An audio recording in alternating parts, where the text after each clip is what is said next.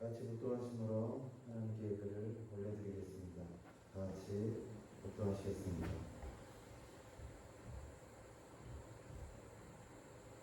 믿음이 없어 하나님의 약속을 의심하지 않고 믿음으로 견고하여져서 하나님께 영광을 돌리며 약속하신 그것을 또한 능히 이루실 줄을 확신하였으니 그러므로 그것이 그에게 의로 여겨졌느니라.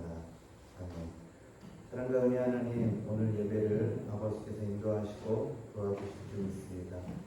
아버지께로 한 걸음 한 걸음 나아갈 때마다 아버지 영광이 찬양의 역사가 나타나도록 인도하여 주시옵시고 아버지 영광 가운데 우리가 살아갈 수 있도록 인도하여 주시옵소서. 우리 성도님들 온라인으로 드리는 예배가 아버지께서 기뻐 받아주시는 예배로, 아버지께서 희명하시는 예배로 사용되게 하여 주시옵시고 놀라운 아버지의 사랑과 놀라운 아버지의 역사 가운데 임하게 하여 주시옵소서. 모든 것 아버지께 맡겼고 사랑이 많으신 예수 그리스도 이름으로 간절히 기도드리옵나이다. 아멘. 말씀 찬양은 36장입니다. 36장을 다 같이 찬양하겠습니다. 주 예수 이름 높이어다 찬양하여라. 금연류관을 들여서 만유의 주 찬양. 금연류관을 들여서 만유의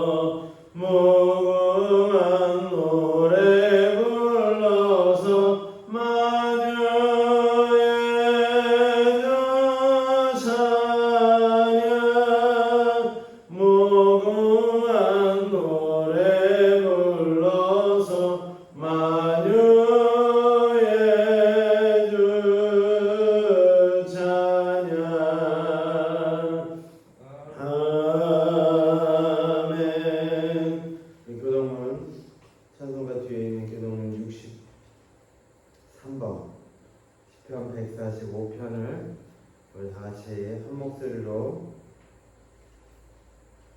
공독하겠습니다. 다 같이 읽겠습니다. 왕이신 나의 하나님이여, 내가 주를 높이고 영원히 주의 이름을 송축하리이다.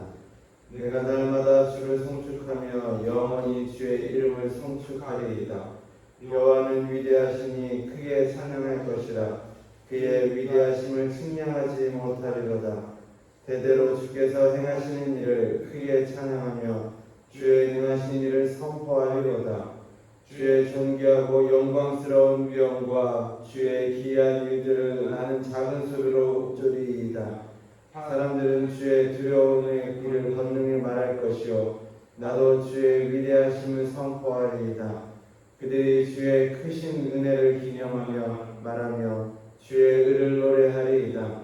여호와는 은혜로우시며 긍휼이 많으시며 노하기를 더디하시며 인자하심이 크시도다. 여호와께서는 모든 모든 것을 선대하시며 그 지으신 모든 것에 긍휼을 베푸시는도다. 여호와여, 주께서 지으신 모든 것이 주께 감사하여 주의 성도들이 주를 송축하리이다. 아멘. 찬송 540장 540장을 다 찬양하겠습니다. 주의 음성을 내가 들으니 사랑한단 말일세. 믿는 마음으로 주께 가오니 나를 영접하소서. 내가 매일 십자가 앞에 더 가까이 가오니 구세주의 흘린 몸에 비로소 나를 정케 하소서.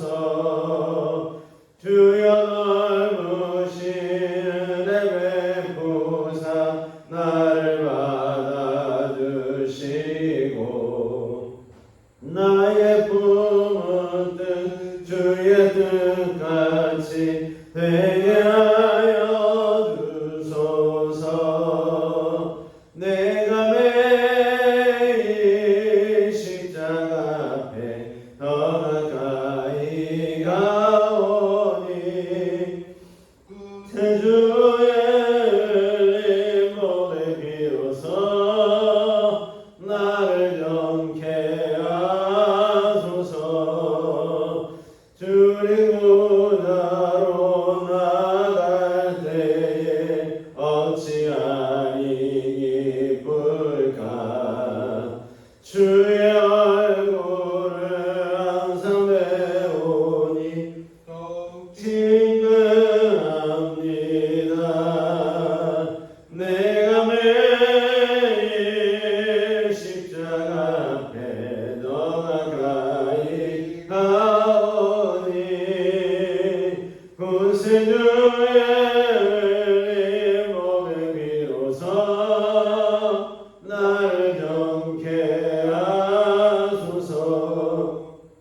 우리 모두의 넓은 사랑을 측량할 자 없으며 주가 주시는 참된 기쁨도 헤아릴 수 없도다. 내가 매일 십자가 앞에 더 가까이 가오니 구세주의 흘린 몸에 비로소 나를 정케 하소서. 아멘. 이 시간에 기도하겠습니다. 하나님 아버지, 영광 가운데 우리가 세기를 소망합니다. 기도합니다. 아버지, 그 이름 안에 우리가 한 걸음 한 걸음 나아갈 때마다 그 안에 기쁨이요 행복이요 아버지를 향한 놀라운 역사들을 바라볼 수 있도록 인도하여 주시옵소서. 그러므로 주님의 놀라운 사랑 가운데, 아버지의 역사 가운데, 아버지의 그 이름 가운데 우리가 서게 하여 주시고, 아버지와 동행할 때마다 그 동행의 역사가 우리 안에 가득 넘쳐날 수 있도록 인도하여 주시옵소서. 아버지와 동행하기를 소망합니다. 아버지와 함께하기를 기도합니다. 아버지께서 붙들어 주시고 인도하여 주심을 믿사오며 사랑이 많으신 예수 그리스도 이름으로 간절히 기도드리옵나이다. 아멘. 우리 찬송 548장 1절 찬양하신 후에 성만찬과 헌금을 위해서 기도하고 성만찬과 헌금을 하시겠습니다. 날 구속하신 우리 549장 찬양하겠습니다. 549장. 내 주여 뜻대로 행하시옵소서. 몸과 영혼을 다 주께 드리니 이 세상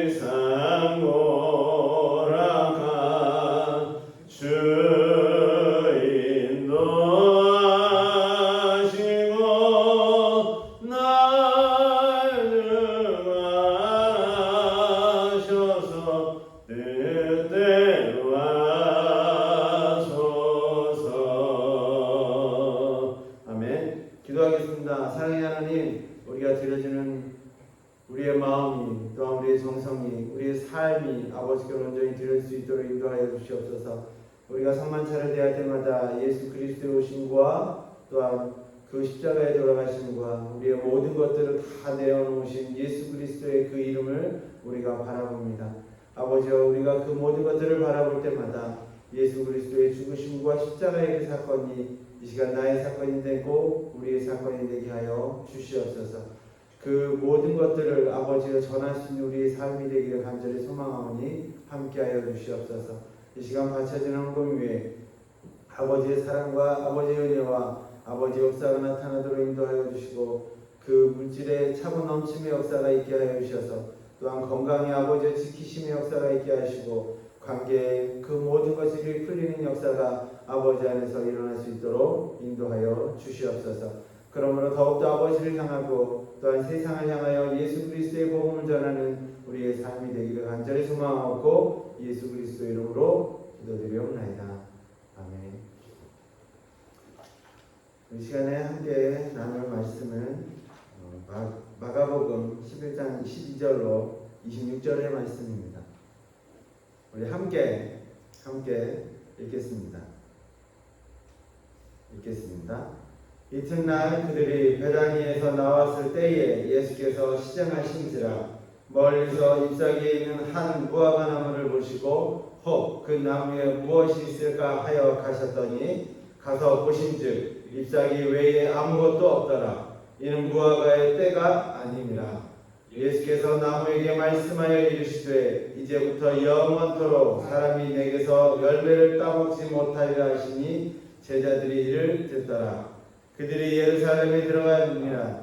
예수께서 성전에 들어가사 성전 안에서 매매하는 자들을 내쫓으며 돈 바꾸는 자들의 상과 비둘기 파는 자들의 의자를 둘러 엎으시며 아무나 물건을 가지고 성전 안으로 지나다님을 허락하지 아니하시고 이에 가르쳐 이르시되 기록된 바 내 집은 만민이 기도하는 집이라 칭함을 받으리라 하지 아니하였느냐. 너희는 강도의 소굴을 만들었도다 하시매 대제사장들과 서기관들이 듣고 예수를 어떻게 죽일까 하고 꾀니 이는 우리가 다 그의 교훈을 놀랍게 여김으로 그를 두려워함이로라. 그리고 날이 저물매 그들이 성 밖으로 나아가더라. 그들이 아침에 지나갈 때에 무화과 나무가 뿌리채 마른 것을 보고 베드로가 생각이 나서 여짜오되 라비여 보소서 저주하신 무화과 나무가 말랐나이다. 예수께서 그들에게 대답하여 이르시되 하나님을 믿으라. 내가 진실로 너희에게 이르노니 누구든지 산들어 들려 바다에 던지라 하며 그 말하는 것이 이루어질 줄 믿고 마음에 의심하지 아니하면 그대로 되리라. 그러므로 내가 너희에게 말하노니 무엇이든지 기도하고 구하는 것은 받은 줄로 믿으라. 그리하면 너희에게 그대로 되리라. 서서 기도할 때에 아무에게나 혐의가 있거든 용서하라. 그리하여 하늘에 계신 너희 아버지께서도 너희 허물을 사하여 주시리라 하시니라. 아멘. 본문의 말씀은 이튿날 그들이 베다니에서 나왔을 때의 사건으로 시작을 알리고 있습니다. 우리 마가복음 11장 12절의 말씀을 함께 읽겠습니다. 이튿날 그들이 베다니에서 나왔을 때에 예수께서 시장하신지라. 이른 월요일 아침 예수께서 예루살렘을 향하여 베다니를 떠난 후 도중에 시장하셨다라고 말씀합니다. 배가 고프셨음을 말씀하는 것입니다. 그때 예수님께서는 길가에 있는 잎사귀가 풍성한 무화과 나무를 보셨습니다. 그리고 그곳으로 가셨습니다. 이런 무화과 나무로부터 열매를 얻기 위함일 것입니다. 마가복음 11장 오늘 본문 13절을 읽어볼까요? 멀리서 잎사귀에 있는 한 무화과 나무를 보시고 혹 그 나무에 무엇이 있을까 하여 가셨더니 가서 보신즉 잎사귀 외에 아무것도 없더라. 이는 무화과의 때가 아니니라. 그러나 무화과 나무에는 무성한 잎사귀 외에는 아무것도 없었습니다. 본문은 그 상황에 대해서 이렇게 설명하고 있죠. 이는 무화과 때가 아닙니다. 그때는 니산월, 9월, 4월이에요. 중간인 6월절 절기였다라고 말합니다. 팔레스타인에는 3월에 무화과 나무에 먹을 수 있는 조그마한 열매가 열렸다고 합니다. 뒤이어 4월에 크고 풍성한 무성한 잎들이 나왔고 이렇게 일찍 열리는 푸른 열매는 지방 소작농을 위한 일반적인 식물이 되었다라고 하죠.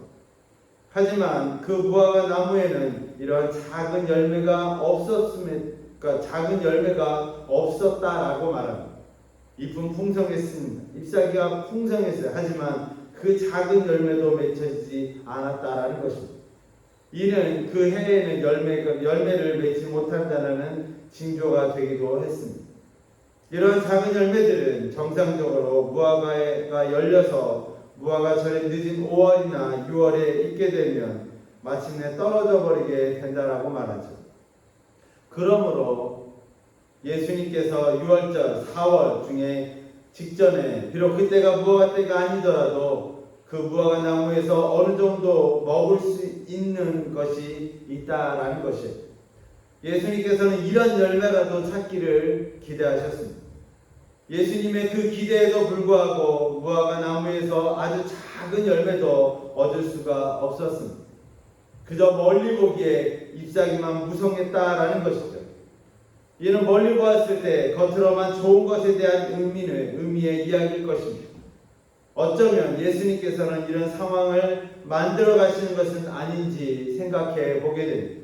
우리 14절의 말씀을 한번 읽어볼까요? 마가복음 11장 14절 읽겠습니다.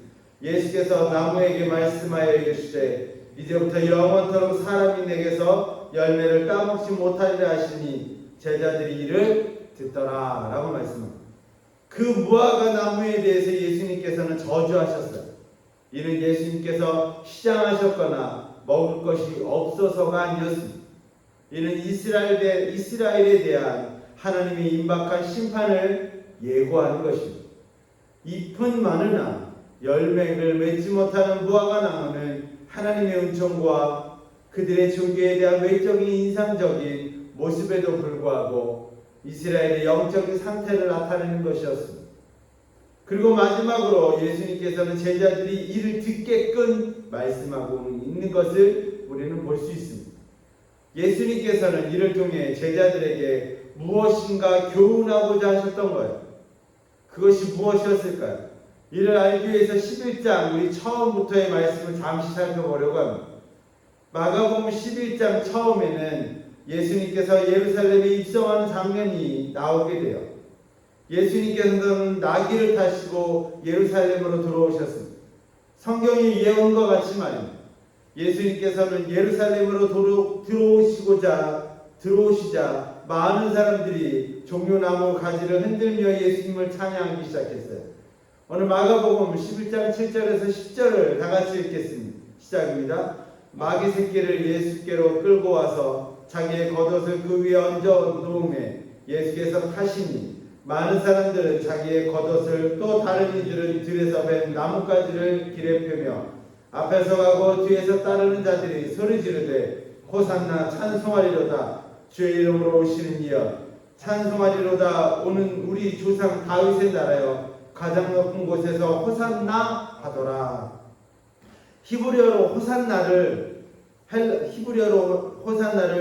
헬라어로 음역한 것이 다시 우리말로 음역한 호산나라는 말은 원래 지금 우리를 구원하소서라는 뜻의 기도였다라고 하죠.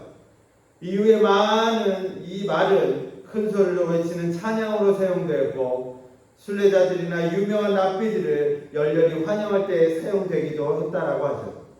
가장 높은 곳에서 호산나는 가장 높은 곳에서 계신 즉 하늘에 계신 하나님이 우리를 구하소서와 같은 의미라고 합니다.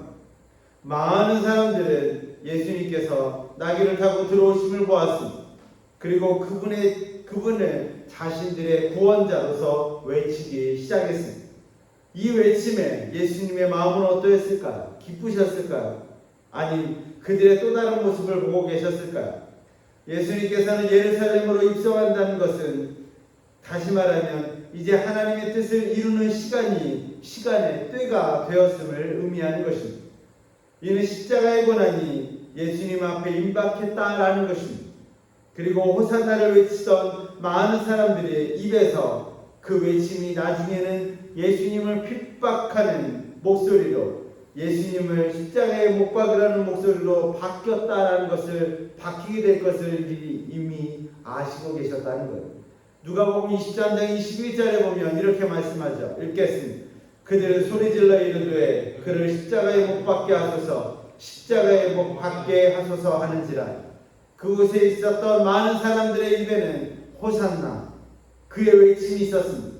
그리고 그들의 같은 입을 통해서 십자가에 못 박게 하소서의 외침도 있었다라는 거예요. 예수님께서는 지금은 이렇게 찬양하며 외치지만 그들을 통해서 십자가에 고난 죽음을 맞이하게 될 것도 아셨다라는 거예요. 그래서 예루살렘의 입성이 그렇게 좋지만은 않은 거예요. 그렇다면 제자들의 마음은 어땠을까요? 제자들은 예수님을 찬양하며 환호하는 그들의 모습을 보면서 기뻤을 거예요. 아마도 자신들이 예수님의 자리에 제자라는 사실이 너무나도 흥분되지 않았을까요? 우쭐하지 않았을까요? 이런 제자들의 그 기쁨도 잠시 예수님께서는 사람들에게 잡혀가실 때, 고난을 받으실 때 어땠을까요? 제자들은 예수님의 잡혀가는 모습을 보면서 모두 도망쳤습니다. 베드로는 예수님께 잡혀 고난을 받을 때 3번이나 부인하기도 했습니다. 이런 모든 상황을 예수님께서는 알고 계셨을까요? 이런 배경과 함께 본문의 이야기가 시작되고 있습니다. 예수님께서 길을 가시다 시장하셨어요. 그리고 멀리 있는 무화과를 보셨죠. 그리고 그 나무에 어떤 열매가 있을까 하고 가셨어요. 하지만 아무것도 얻을 수 없었다라고 본문은 말씀하고 있죠. 이에 예수님께서는 열매가 없는 무화과 나무를 저주하게 돼요. 이런 모든 상황에 대해서 제자들은 보게 됐고 듣게 되었습니다. 열매 없는 무화과 나무. 여러분, 나무가 나무로서의 존재할 이유가 뭘까요? 각각 나무마다 그 존재 이유가 있을 거예요. 무화과 나무는 무엇을 위해 존재할까요? 그것은 무화과 나무의 열매를 맺기 위해 존재하는 거예요. 그것이 무화과 나무라는 거예요. 과일나무는 과일의 열매를 맺기 위해 존재하는 것이 당연한 이치일 거예요. 성경에는 예수님께서 이런 말씀을 해요. 누가복음 13장 6, 7절에 보게 되면 이렇게 말하죠. 읽겠습니다. 이에 비유로 말씀하시되 한 사람이 포도원에 무화과 나무를 심은 것이 있더니 와서 그 열매를 구하였으나 얻지 못한지라. 포도원 지기에게 이르되 내가 3년을 와서 이 무화과 나무에서 열매를 구하되 얻지 못하니 찍어버리라. 어찌 땅만 버리게 하겠느냐 라고 말하죠. 한 사람이 포도원에 무화과 나무를 심었어요. 하지만 그 무화과 나무에, 그 나무에는 아무런 열매도 얻지 못했어요. 그것도 3년이나 기다렸는데 말이죠. 그래서 그 무화과 나무의 나무를 찍어버리라고 명령하게 되죠. 그러자 그곳에서 일하고 있던 종이 이렇게 말하죠. 8, 9절에 대답하여 이르되 주인이여 금년에도 그대로 주소서. 내가 두루 파고 거름을 주리니 이후에 만일 열매가 열면 좋거니와 그렇지 않으면 찍어버리소서 하였다 한 사시니. 내가 두루 파고 거름을 주겠다는 거예요. 열매를 맺기 위해 열심히 노력을 하겠다라고 말해요. 그렇게 노력했음에도 만일 열매가 열리지 않으면 그때 찍어버리라고 간청하는 것을 보게 되죠. 그와 함께 그 종은 말하는 것이 있습니다. 무엇이냐면 그것은 바로 만일 열매가 열리면 좋거니와 라고 말하고 있다는 거예요. 무슨 말이에요? 이는 무화과 나무에게 있어서 열매가 열리는 것은 어떤 의미냐면 당연하다라는 거예요. 열매를 맺는 나무는 그 열매로서의 가치가 있는 거예요. 만일 열매가 맺혀지지 않는다면 아무런 소용없는 나무가 되는 거예요. 존재할 가치가 없는 것과 같은 거예요. 그래서 그 주인은 이렇게 말하는 거예요. 어찌 땅만 버리겠느냐, 버리게 하겠느냐라고 말씀하고 있는 거죠. 여러분은 어떤 열매를 맺고 계신가요? 성경에는 그 열매에 대해서 이렇게 말씀하죠. 전에 살펴봤던 말씀이에요. 갈라디아서 5장 22절에서 23절 읽겠습니다. 오직 성령의 열매는 사랑과 희락과 화평과 오래 참음과 자비와 양성과 충성과 온유와 절제니 이 같은 것을 금지할 법이 없느니라. 성령의 열매는 사랑, 희락, 화평, 오래 참음, 자비, 양성, 충성, 온유, 절제, 이런 열매가 여러분들에게 맺혀지기를 간절히 축원드립니다. 그리고 이렇게 표현하고 있죠. 이 같은 것을 금지할 법이 없다. 이 말인즉 성령 안에 있다면 반드시 성령께서는 그 열매를 맺혀지게 하시겠노라라는 말씀이에요. 성령님과 함께 한다면 그 열매가 맺혀지는 것은 당연한 이치다라고 말씀하는 것과 같은 거예요. 그렇다면 여러분들은 어떤 열매를 맺고 계신가요? 사랑의 열매인가요? 희락의 열매인가요? 화평의, 자비의, 오래 참음, 양성, 충성, 온유, 절제, 이런 열매가 여러분들에게 맺혀지고 있나요?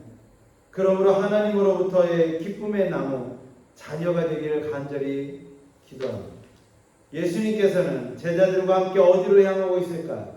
그것은 바로 예루살렘에 있는 성전을 향하고 있었어요.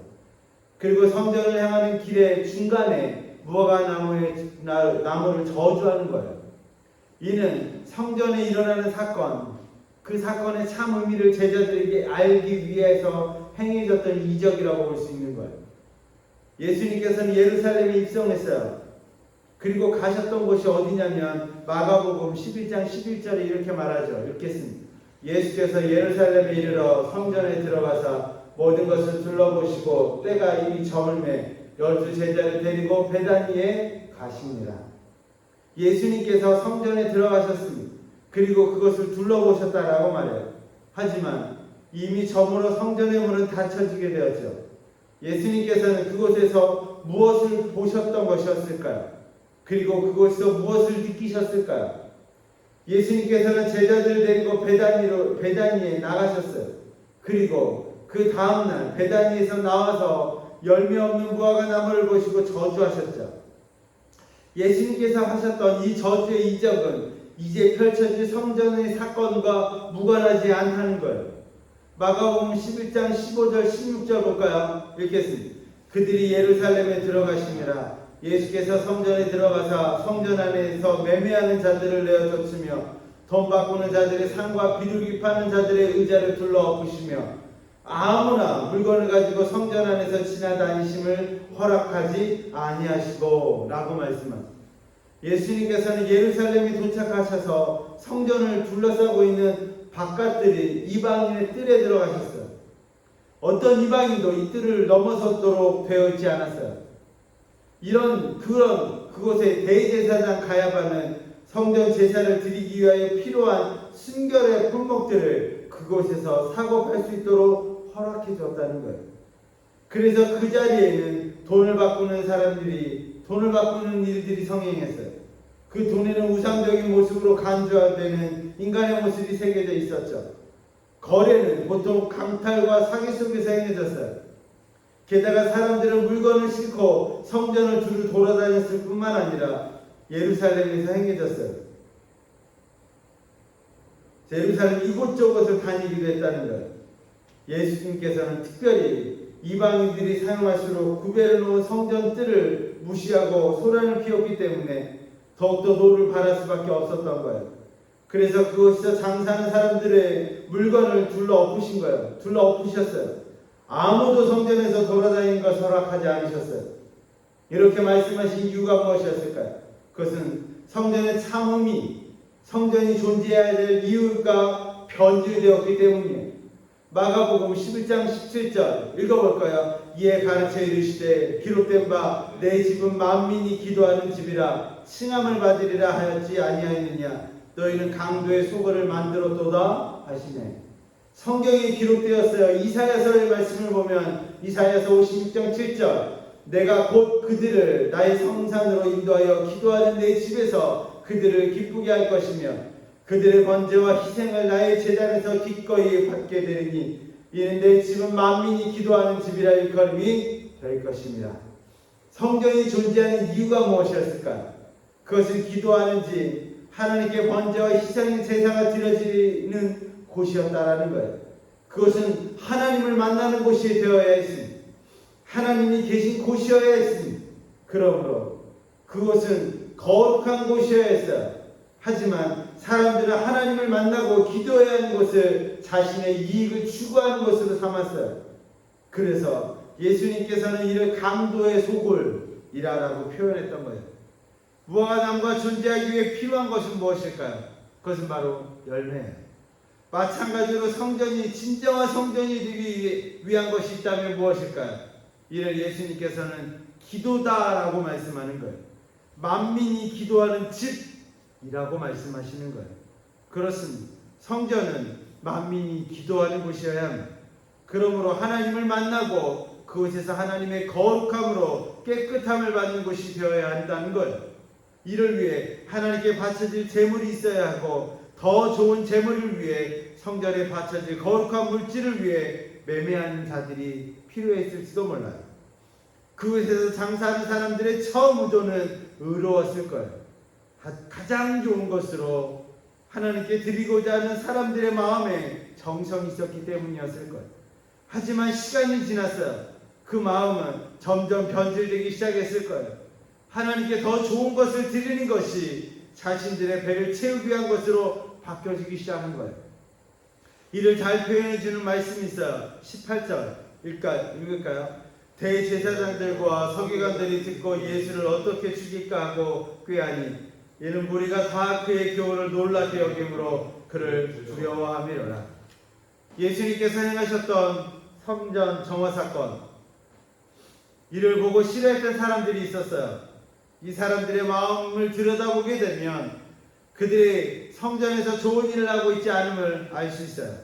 예수를 어떻게 죽일까 하고 꾀하니 예수님을 어떻게 하면 죽일 수 있을까 생각했다라고 말씀하고 있죠. 이를 놓고 서로 의논했다는 거예요. 이를 통해 본다면 성전 정화 사건, 성전에서 매매하는 사람들을 다 내어쫓았다라는 것은 가장 큰 손해를 보는 사람들이 있다는 거예요. 그 사람들이 누구냐면 대제사장들과 서기관들이에요. 성전을 정화시키는 것은 사람들은 하지 못했어요. 어쩌면 그 일을 예수님께서 하셨다면 대제사장들과 서기관들은 예수님께 감사를 표했어야 했어요. 하지만 당시 대제사장들은 성전에서 매매하는 사람들을 허락하는 조건으로 무엇인가를 받지 않았을까요? 또한 서기관들도 그 일에 깊이 관여하고 있음을 우리는 알 수 있지 않을까요? 요한복음에서는 이 사건에 대해서 이렇게 덧붙이고 있어요. 요한복음 2장 17절 읽겠습니다. 제자들이 성경 말씀에 주의 자는 사모하는 열심히 나를 삼키리라 한 것을 기억하더라. 시편에서는요 69장 9절에 주의 집을 위하는 열심히 나를 삼키고 주를 비방하는 비방이 나를 미쳤나이다 이렇게 말씀하죠. 주의 집을 위하여 열심히 나를 삼키리라. 이 말씀처럼 그들이 처음 마음에는 성전을 위한 열심이었어요. 하지만 그 열심의 욕심으로 인해 자신을 삼키게 된 거예요. 예수님께서 성전을 정화시키고 시간이 지나 날이 저물었어요. 그리고 예수님께서는 제자들과 함께 성 밖으로 나가게 되죠. 그리고 제자들은 예수님께서 저주한 무화과 나무를 곁을 지나가게 돼요. 마가복음 11장 20절 21절 읽겠습니다. 그들이 아침이 지나갈 때에 무화과 나무가 뿌리채 마른 것을 보고 베드로가 생각이 나서 여짜오되 라비여 보소서 저주하신 무화과 나무가 말랐나이다. 아멘. 그곳에서 제자들은 무화과 나무가 뿌리채 마른 것을 보게 됐죠. 이를 보고 있던 베드로가 이렇게 예수님께 말씀했어요. 저주하신 무화과 나무가 말랐나이다 라고 말이죠. 예수님의 저주의 하루 사이에 무화과는 뿌리까지 마르게 되었어요. 이는 예수님이 이적이 아니고선 할 수 없는 일이에요. 나무가 하루 사이에 이렇게까지 될 수 없다는 거예요. 소나무는 말라 죽는 데까지 3년의 시간이 걸린다라고 말하죠. 제자들은 예수님께서 저주한 나무가 말랐음을 보았습니다. 이를 보고 놀라지 않을 수가 없었어요. 이것은 이적이 아니고선 설명이 되지 않기 때문이었습니다. 이는 예수님의 능력이었어요. 사람이 할 수 없는 거예요. 그 베드로의 질문에 예수님께서는 이렇게 대답해요. 22절 읽어볼까요? 시작입니다. 예수께서 그들에게 대답하여 이르되 하나님을 믿으라. 예수님께서는 하나님을 믿으라 라고 말씀을 이어가요. 조금은 생뚱맞다라고는 생각될 수 있지만 의도가 있으실 거예요. 왜 이런 말씀을 하신 것일까요? 무화과 나무를 저주하셨고 성전에 들어가 매매하는 자, 성전되지 못하게 만드는 사람들을 내어 쫓으셨어요. 그리고 나서 이렇게 말씀하신 거예요. 예수님은 하나님을 믿으라. 이를 통해 예수님께서는 제자들에게 말씀하고자 하는 참 의미가 있을 거예요. 그것은 무화과 나무가 열매를 맺는 것, 성전이 성전되기 위해 기도하는 집이 되어야 하는 것처럼 너희들을 통해 하나님께서 원하시는 모습이 되기 위하여 해야 할 것이 있다라고 말씀하는 거예요. 그것은 바로 하나님을 믿는 거예요. 우리가 하나님께서 원하시는 모습으로 살아가기 위해 반드시 필요한 것이 있다라고 말씀하는데 그것이 바로 무엇이냐면 하나님을 믿는 것이다 라고 말씀하는 거예요. 그렇다면 하나님을 믿는다는 것은 무엇을 의미할까요? 그것은 바로 23절 이후의 말씀이 잘 나와 있어요. 이를 한마디로 말하면 기도다 라고 말하는 거예요. 그것도 그대로 되는 기도라고 말할 수 있을 거예요. 마가복음 11장 23절 24절 읽어볼까요? 내가 진실로 너희에게 이르노니 누구든지 이 산들로 들려 바다에 던지라 하며 그 말하는 것이 이루어질 줄 믿고 마음에 의심하지 아니하면 그대로 되리라. 그러므로 내가 너에게 말하노니 무엇이든지 기도하고 구하는 것은 받은 줄로 믿으라. 그리하면 너희에게 그대로 되리라. 예수님께서는 그의 제자들에게 하나님을 믿으라 라고 가르치셨습니다. 하나님을 신뢰하는 믿음은 그의 전능하신 능력과 무한히 선하심을 의심 없이 신뢰한다는 것을 의미합니다. 엄숙한 선언 뒤에 예수님께서는 누구든지 이 산들로 들려 바다의 속으로 던지려고 하면 그렇게 될 것이다 라고 말씀하고 있습니다. 그 조건은 부정적으로 의심 없이 그리고 긍정적으로 믿음으로 하나님을 신뢰하는 것에서 시작된다는 거예요. 그러한 기도는 이루어지게 된다라고 말씀을 이어갑니다. 이와 같은 신앙은 이스라엘의 부족한 신앙과 대조되는 거예요. 그러므로 기도는 사람으로서 할 수 없는 것을 하나님의 능력으로 하게 되는 두드림이 되기 때문에 예수님께서는 그의 제자들에게 무엇이든지 기도로 구하는 것은 이미 받은 줄로 믿으라고 훈계하고 계시는 거예요. 사람들은 기도하지만 그에 따른 믿음이 보여지지 않을 때가 정말 많습니다.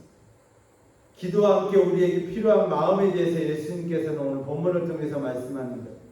23절에는 그 말하는 것이 이루어질 줄을 믿고 마음에 의심하지 아니하니라. 24절에는 받은 줄로 믿으라. 우리에게 이런 믿음의 기도가 있을까? 그리고 그 기도에는 능력이 나게 될 것이다라는 믿음이 있을까? 그대로 되리라. 무엇이요? 이 산들로 들려 바다에 던지라. 기도한다면 이루어진다라는 거예요. 실제로 예수님께서는 그런 기도는 하지 않으셨어요. 예수님께서는 많은 이적을 통해 기도의 능력을 보여주셨어요. 우리가 지난 시간에서 살펴보았듯이 오병이어 7병이었대도 예수님께서는 보잘것없는 작은 것, 마가복음 6장 41절에 보게 되면 물고기 2마리를 가지고 하늘을 우러러 축사하셨어요. 그곳에 많은 사람들을 배부르게 먹게 하셨어요. 그 이적의 기본이 되는 것이 바로 말하는 것은 이루어질 줄 믿고 마음에 의심하지 아니하고 받은 줄로 믿는 기도에 있었다라고 말씀할 수 있어요. 믿는 사람들은 많은 기도 속에서 그 삶을 살아가고 있죠. 교회에 나와서 기도해요. 아침에 새벽을 깨우는 기도를 해요. 식사하기 전에 반드시 기도해요. 시간을 정해놓고서 기도해요. 그런데 그 안에 능력은 없어요. 왜일까요? 그것은 믿음의 기도가 아니었기 때문이라고 말하는 거예요. 때로 정욕으로 쓰려고 자신을 위한 기도를 한다라고 말해요. 야고보서 4장 3절에 구해도 받지 못하면 정욕으로 쓰려고 잘못 구하기 때문이라 라고 말씀하죠. 정욕으로 쓰라고 잘못 구하기 때문에 받지 못한다라고 말해요. 하지만 기도에 대한 응답을 받지 못하는 가장 큰 이유는 하나님의 때를 기다리지 못하는 것도 있어요. 우리 앞에 눈이 가려졌기 때문에 능력이 없을 수도 있어요. 성경 속에 엠마오로 가는 두 제자에 대한 이야기가 있어요. 누가복음 24장 13절에서 14절 읽어볼까요? 그날에 그들 중 둘이 예루살렘에서 25里되는 엠마오라는 마을로 가면서 이 모든 일을 서로 이야기하더라. 두 제자는 예루살렘에서 25리나 되는 엠마오라는 마을로 가고 있었어요. 그들은 이 모든 된 일을 서로 이야기했다라고 말해요. 무슨 이야기를 했을까요? 예수님에 대한 이야기였을까요? 그렇다면 그들은 예수님에 대한 어떤 이야기를 했는가요? 누가복음 20장 18절부터 쭉 보게 되면 띄워놓을게요. 한번 쭉 보면서 보세요. 그들은 예수님에 대한 이야기를 했어요. 예수님은 능하신 선지자였다라는 거예요. 그 예수님은 대제사장들과 관리들에 의해 십자가에 못 박히셨다라고 말해요. 그리고 사흘이 흘렀다라고 말하죠. 그 다음이 중요해요. 그들은 여자들의 놀라운 이야기를 들었다라고 말해요. 새벽에 무덤에 갔다가 예수님의 시체를 보지 못하고 왔다라고 말해요. 그 여인들은 예수님께서 살아나셨다라는 천사들의 이야기를 들었다고 말하는 것을 들었다라고 말하게 되죠. 하지만 그 들음에도 그 제자들은 한 가지 더 이야기를 하게 돼요. 여자들이 말하는 바와 같음을 보았으나 예수는 보지 못하였다라는 거예요. 이 말의 의미는 다음과 같을 거예요. 여자들의 이야기를 들었지만 우리는 믿을 수가 없다는 거예요. 그래서 예루살렘을 떠나 엠마오라는 곳으로 가고 있었다라고 말해요. 그런데 이 이야기를 누구에게 하고 있는 걸까요? 과연 누가복음 24장 15절 16절 읽어볼까요? 시작입니다. 그들이 서로 이야기하여 문의할 때에 예수께서 가까이 이르러 그들과 동행하시나 그들의 눈이 가려져서 그인 줄 알아보지 못하거늘. 그들은 예수님께 이야기를 하면서 슬픈 눈을 뜨고 있었어요. 그래서 예수님이 함께 동행함에도 알지 못했다는 거예요. 우리는 믿음을 가지고 있다고 말하지만 우리의 근심, 우리의 걱정, 우리의 삶을 바라보느라 흐려져 보지 못할 때가 있다는 거예요. 예수님께서 옆에 계시더라도 그 심 속에 있다면 볼 수 없는 거예요. 하나님께서 기도에 대한 응답을 주시겠나라고 말하지만 진짜 주실까라는 마음의 의심이 있다면 기도는 능력을 나타내지 못한다라고 말하고 있는 거예요. 엠마오로 가는 두 제자에게 예수님께서 자신을 알리셨어요. 하지만 그들의 반응은 두려웠어요. 마음의 의심이 됐어요. 누가복음 24장 37절 38절 읽어볼까요? 그들이 놀라고 무서워하여 그 보는 것을 영어로 생각하는지라 예수께서 이르시되 어찌하여 두려워하며 어찌하여 마음의 의심이 일어나느냐. 예수님께서는 자신을 나타내어 보여주셨죠. 그럼에도 제자들은 그분을 영어로만 생각했어요. 그래서 두려웠어요. 마음의 의심을 했던 거예요. 이는 그들에게 예수님께서 말씀하신 믿음이 없었기 때문이에요. 예수님의 말씀을 통해서 본다면 그들은 예수님의 공생애를 같이 했었던 사람이에요. 그리고 모세의 율법과 선지자들의 글과 시편에 예수님을 가리켜 기록된 말씀에 대해서 잘 알고 있었던 사람이에요. 잘 알고 있었어요. 그들은 그 말씀을 하지만 그들은 그 말씀을 믿지 않았어요. 한 목사님께서 그들이 예수님의 인격적으로 만나지 못해서 그런 반응이 나온 것이라고 말씀하는 목사님이 계세요. 인격적인 만남이란 예수님을 지적으로 알므로 만나는 것이 아니라 내가 만날 때 이루어진다라고 말씀하고 있어요. 우리의 믿음은 지적으로 의지적으로 안다는 것이 아니에요. 믿음은 내가 만나야 하는 거예요. 다른 사람이 만난 예수님을 만나는 그것이 아니라 내가 예수님과 함께 동행함으로 만나야 하는 거예요. 그럴 때 우리 안에는 참된 믿음의 역사가 일어나게 되는 거예요. 그러므로 본문에서 말씀하는 믿음으로 그대로 되리라는 역사와 함께 하시는 성도님들이 되시기를 간절히 축원드립니다. 그리고 마지막으로 예수님께서는 우리에게 기도에 대한 한 가지의 마음을 말씀하고 있어요. 오늘 보면 마지막 25절 읽겠습니다. 서서 기도할 때에 아무에게나 혐의가 있거든 용서하라. 그리하여 하늘에 계신 너희 아버지께서도 너희 허물을 사하여 주시리라 하십니다. 어찌 본다면 24절에서 말씀이 끝나도 문제가 없어요. 그런데 예수님께서는 기도에 대해서 25절에 말씀을 더하여 말씀하고 있죠. 이는 하나님을 신뢰하는 것뿐만 아니라 다른 사람들을 용서하는 태도가 기도를 효과 있게 만들기 위한 필수의 요건임을 말씀하고 있는 거예요. 서서 기도하다가 믿는 자들이든지 믿지 않는 자들에게든지 누구에게든지 악의를 가지고 있다라고 말씀을 있음을 깨닫게 된다면 그 사람에게 일단 그것을 용서해 주어야 한다라고 말하고 있는 거예요. 그러니까 관계를 회복하라는 거예요. 믿는 자들에 대한 하나님의 용서와 믿는 자들이 다른 사람을 용서하는 것에 대한 관계로서 서로 통해져 있다라고 말씀하는 거예요. 용서하는 자와 용서받는 자의 사이에 하나의 결속이 형성되어 있기 때문이에요. 하나님의 용서하심을 받아들이는 사람은 하나님께서 그를 용서해 주신 것과 같이 다른 사람을 용서하게 주는 것이 당연하다라고 말씀하는 거예요. 만일 그가 용서하지 않는다면 그는 일상 속에서 하나님의 용서하심도 함께하지 않음에 대해서 언급하고 있는 거예요. 이런 말씀을 더 언급하는 것은 우리의 기도 안에는 그 기도에 대한 자세가 중요함을 말씀하고 있는 거예요. 기도는 하나님과의 대화입니다. 하나님과의 만남입니다. 하나님과의 동행일 것입니다. 어떤 사람이 소개팅으로 사람을 만났어요. 그런데 대화 속에서 상대에 대한 이야기가 아닌 제3자의 이야기만 하면 어떨까요? 자신의 친구에 대한 이야기, 자신이 좋아하는 것, 다른 것에 대한 이야기만 한다면 그 만남은 어떨까요? 말하지 않아도 알 거예요. 하나님께서는 기도를 통해 우리와의 만남을 소중하게 여기십니다. 그러므로 다른 어떠한 것이 끼어들지 않기를 바라시는 거예요.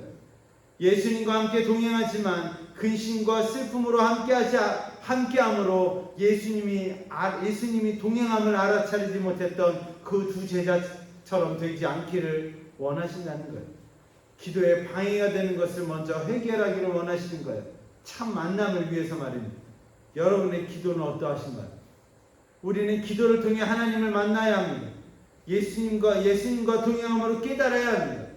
예수님께서는 언제나 우리와 함께 계시기 때문일 거예요. 우리가 알지 못할 뿐입니다. 하나님께서는 말씀을 통해서 우리가 가져야 할 참 모습에 대해서 알기를 원하십니다.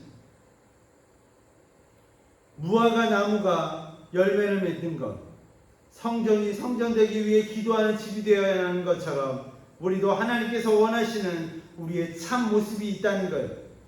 그것은 하나님을 믿는 그 믿음 안에서 찾을 수 있습니다.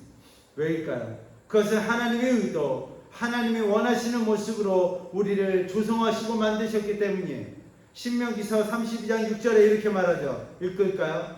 어리석고 지혜 없는 백성아, 여호와께 이같이 보답하느냐? 그는 내 아버지여 너를 지으신 이가 아니시냐? 그가 너를 만드시고 너를 세우셨도다. 아멘. 물건을 사게 되면 그에 따른 뭐가 함께 들어가 있죠? 사용 설명서. 그것이 동봉되어 있어요. 그 설명서대로 사용해야 그 물건을 최고의 방법으로 사용할 수가 있는 거예요. 이것이 하나님께서 우리가 원하는 모습일 거예요. 너의 최고의 모습으로 살아가는 것. 이것이 하나님께서 우리를 향해 지금 말씀을 통해 하고자 하는 하나님의 마음일 거예요. 이 마음을 깨닫는 시간이 되기를 간절히 기도합니다. 모든 사람이 다 같은 삶을 살 수는 없어요. 그러므로 다른 사람에 대한 인생에 너무 깊이 관여하지는 마십시오. 그저 기도해 주십시오. 그 사람이 하나님이 원하시는 모습으로 찾아 그 안에서 하나님이 주시는 은혜와 행복으로 살아가기를 위해서 기도해 주십시오. 믿음의 기도를 통해 하나님께서 주시는 그대로 되는 역사, 그 역사가 함께하는 성도님들의 삶이 되기를 간절히 축원드립니다. 오늘 본문의 설교 제목이 믿음이 있다면 그대로 됩니다 라는 제목이에요. 믿음의 기도를 통해 믿음이 있다면 그대로 되는 역사가 여러분들 안에 있기를 간절히 소망합니다. 하나님이 함께 하시기에 여러분들의 기도에는 능력이 있습니다. 기도에는 그대로 되는 역사가 여러분들의 삶 속에 있습니다. 그 삶이 여러분들과 함께 하기를 간절히 기도합니다. 그리고 그러한 삶 속에서 은혜와 역사가 여러분들과 함께 동행하기를 간절히 축원드립니다. 아멘. 우리 시간에 기도할 때에 우리 살렘전원교회를 위해서 그리고 각자의 기도 제목을 위해서 또한 가정을 위해서 우리 시간에 기도하기를 소망합니다. 우리 살렘전원교회가 아버지 안에서의 놀라운 역사 가운데 아버지의 은혜가 넘쳐나는 교회요. 또한 이곳에 오가는 모든 이들이 하나님의 치유의 역사가 있기를 간절히 소망하고 또한 이곳이 하나님의 역사가 또한 하나님의 놀라운 이름이 나타나는 것으로 또한 하나님의 복음의 사명을 더욱더 간절히 해나갈 수 있도록 이 시간에 다 같이 기도하겠습니다. 사랑의 하나님 놀라운 역사를 바라봅니다. 그리고 꿈을 꿉니다. 하나님 우리가 기도하는 기도의 역사가 하나님 안에서 이루어지기를 간절히 소망합니다. 살렘전원교회를 통해 이루고자 하신 하나님 아버지의 계획하심과 그 뜻하신 바들이 모두 이루어질 수 있도록 인도하여 주시고 또한 살렘전원교회로 오가는 모든 이들의 삶 속에 치유의 역사가 또한 아픔이 해결되는 역사가, 세상에서의 그 고난과 고통이 이곳에서 순식간에 사라지는 역사가 있게 하여 주시옵소서. 하나님께서 함께 하시오니 우리가 그 믿음을 믿고 또한 따르게 하시고, 또 하나님께서 역사하신 그 역사하심을 우리가 바라보며 살아갈 수 있도록 인도하여 주시옵소서. 아버지께로 나아가기를 소망합니다. 아버지의 그 역사 가운데 있기를 소망합니다. 아버지의 은혜가 우리 안에 가득 넘치기를 간절히 소망하오니 아버지께서 붙들어 주시고 인도하여 주시옵소서. 아버지의 역사가 나타나기를 간절히 기도합니다. 도와 주시옵소서. 아버지, 우리의 모든 삶 가운데, 아버지의 은혜 가운데, 아버지의 역사 가운데 함께하기를 간절히 소망하고, 아버지의 은혜 가운데 모든 것들이 이루어지기를 간절히 소망합니다. 아버지, 그대로 되는 역사를 믿고 의심하지 않는 우리의 삶이 되도록 인도하여 주시옵소서. 우리의 기도를 응답하여 주시옵소서. 모든 것이 아버지의 뜻하신 바대로 이루어지기를 소망합니다. 지금 우리를 구원해 주신 예수 그리스도의 은혜와 하나님 아버지의 거룩하신 사랑과 성령님의 강화 감동과 교통하심이 시간 예배에 함께 하시는 사랑하는 성도님들 위해, 뭔가 마음의 아픔으로 함께하지 못한 모든 성도님들 위해, 인터넷과 영상으로 함께하는 모든 이들을 위해 함께하여 주시기를 소원하며, 믿음의 기도를 통해 하나님께서 주시는 그대로 되는 역사와 함께하시는 성도님들이 되시기를 소원하며, 하나님께서 함께하심으로 그 기도에 능력이 있음을 우리가 믿고 그 기도에 그대로 되는 역사가 우리의 삶 속에 함께하시기를 간절히 소망합니다. 모든 마음이 하나가 되어 예배를 드리게 하여 주심을 간구하며, 하나님께서 주시는 복음의 사명을 다하고자 했으며 아버지께서 주신 행복으로 살아가는 사명자는 그리스도의 모든 성도님들과 하나님을 아버지라 부르며 살아가는 모든 이들의 삶 속에 예수님의 이적과 역사가 함께 하시기를 예수 그리스도의 이름으로 간절히 축원하옵나이다. 아멘.